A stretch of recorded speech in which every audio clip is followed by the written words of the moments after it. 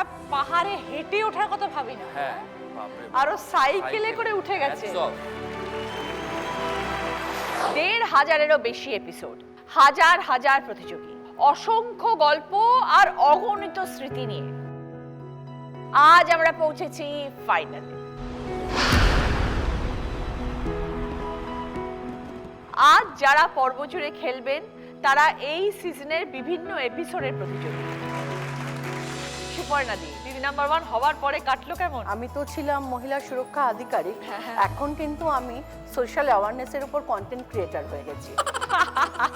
Already আমার 42K followers, Very good. এবং দিদি নাম্বার 1-এর প্ল্যাটফর্মে যে অ্যাওয়ারনেসটা যেটা বলেছিলাম, Right. স্টিল নাও আমি সেটা নিয়েই কন্টিনিউয়েশন করে যাচ্ছি। এবং সব থেকে মজা লাগে যখন কোনো মেয়ে আমার কাছে আসে, ও মা আপনি দিদি নাম্বার হয়েছিলেন না, মানে সে তার দুঃখটা নিয়ে আসছে, কিন্তু এসে আমাকে দেখার পরে এই কথাটা বলে মনে হচ্ছে বোধহয় তার অর্ধেক দুঃখ চলে গেল। এটাই এই মঞ্চের সার্থকতা। এটাই একদম, এটা বড় পাওয়া। টুম্পা, তোমার সাহসের গল্প কিন্তু আমার কাছেও ইন্সপিরেশন, সকলের কাছে। তোমার পর্ব দেখার পরে প্রতিটি মানুষ প্রতিটি ঘরে ঘরে টুম্পা দাসকে চিনে গেছে। নিশ্চয়ই দিদি। মানুষের শেষ যাত্রায় যার পাশে থাকে সেটা হচ্ছে টুম্পা দাস, এবং সসম্মানে তুমি কাজ করো, খুব ভালো। তুমি দেখেছো সোশ্যাল মিডিয়াতে তোমার সম্বন্ধে কত পজিটিভ ফিডব্যাক এসেছে। হ্যাঁ দিদি, আমরা যেটা সব সময় দিদি নাম্বার 1-এর মঞ্চে বলি যে প্রত্যেকটি কাজ ভীষণ সম্মানের। তুমি যেই কাজটা মন দিয়ে করবে, ভালোবেসে করবে, সম্মানের সাথে করবে, সেটাই সম্মানের, এবং সেটা তুমি প্রমাণ করে দিয়েছো।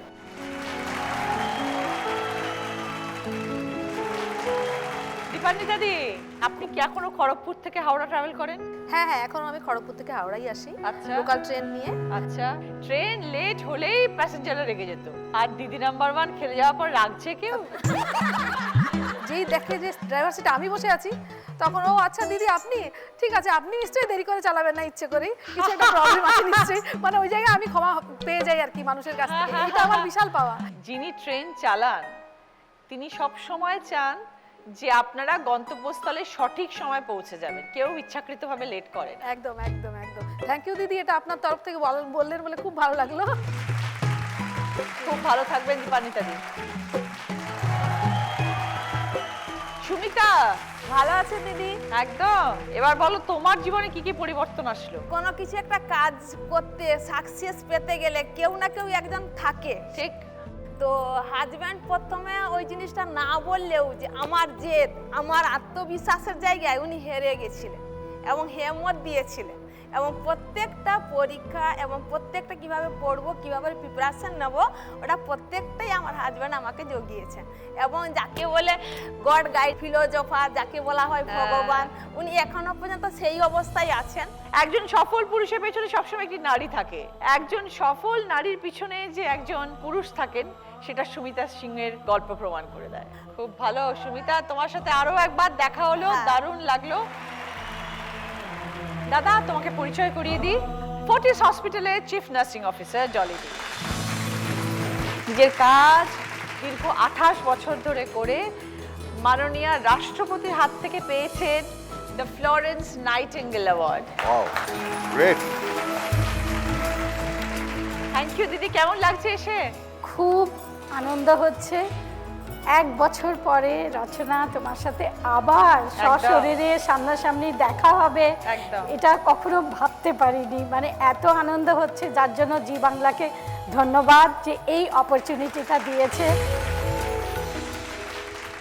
এরপরে আছেন অর্চনা সরকার, এসেছেন সুন্দরবনের আমলাবেতি গ্রাম থেকে। বনবিবি হলো সুন্দরবনের দেবী। 20 বছর ধরে বনবিবির পালা অভিনয় করে এসেছেন অর্চনা দি।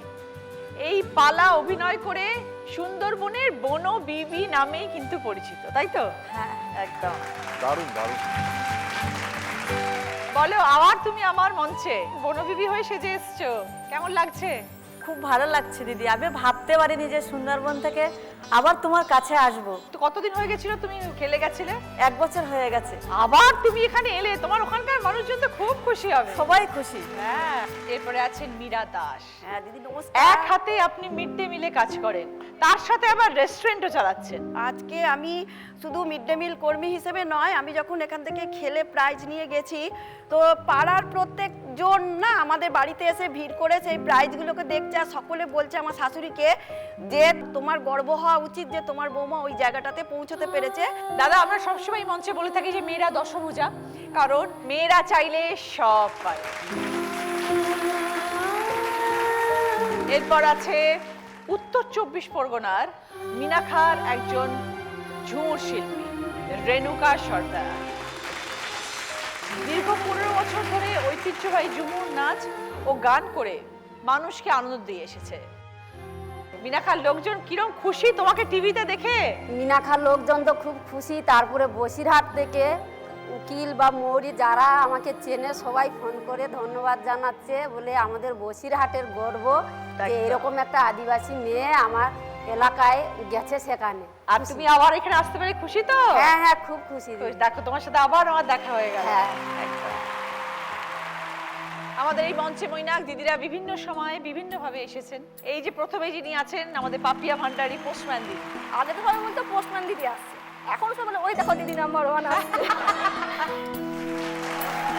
সৌমিতা রায়, কিরম কাটছে এই কটা দিন এখান থেকে যাওয়ার পর থেকে? কোনো বাচ্চারা তাদের মাকে বায়না করছে দিদি নাম্বার 1 ম্যাডাম ছাড়া আর কাউকে দেখাবো না, আমি ম্যাডামকেই দেখাবো। আর তাছাড়া আমি একজন অ্যাসিস্ট্যান্ট প্রফেসর, তো অ্যাজ আ ফ্যাকাল্টি আমি কিন্তু ভীষণ স্ট্রিক্ট টাইপ। আচ্ছা। এবার স্টুডেন্টরা ফার্স্ট টাইম দিদি নাম্বার 1-এ দেখে জানতে পেরেছে যে ম্যাডামও হাসতে পারেন। নববিতার গল্পটা একদম অন্যরকম হয়ে যায়। মুর্শিদাবাদকে ভালোবেসে মুর্শিদাবাদেই থেকে গেছে এবং সেখানকার উন্নয়নের চেষ্টা করছে। হ্যাঁ। এইখানে আসার পর সাধারণ পরিবারগুলোর কাছে হীরাঝিল প্রাসাদ, যেটাকে জাগিয়ে তোলা বা বাঁচিয়ে তোলার আমি চেষ্টা করে চলেছি, তার খবর পৌঁছেছে এবং অনেক মানুষ মুর্শিদাবাদে বেড়াতে এসেছেন, তারা আমার সঙ্গে পার্সোনালি আমার কাছে ভিজিট করেছেন এবং বলেছেন।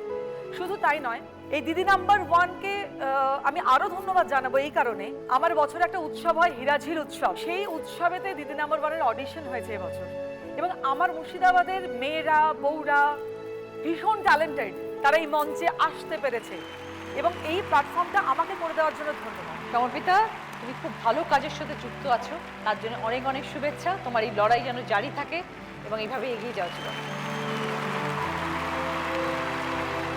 এরপরে আছে আমাদের সাইক্লিস্ট ঐন্দ্র লাড্ডু। এরপরে কি প্ল্যান, কোথায় যাওয়ার ইচ্ছে? এরপরে প্ল্যান তো একটু বড় সড়ো, আমি শ্রীলঙ্কা যেতে চাই দিদি। আচ্ছা। 200 কিলোমিটার আমি ভেতরে শ্রীলঙ্কার যাব, ওখান থেকে আমি রিটার্ন করে চলে আসবো। আচ্ছা।